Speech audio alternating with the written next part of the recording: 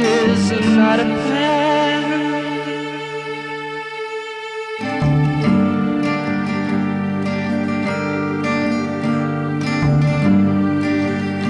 I'm sure you're mad, but not that you are sad. And I understand, and you are dead. So don't worry now,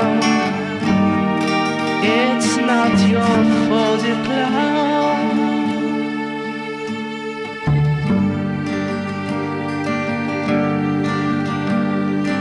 Waiting here for the train to burn, remembering the days we've passed. I'm just fed up of my stormy brain.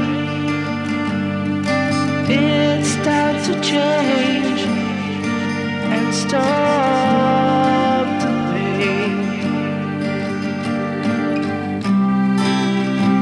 What's next now?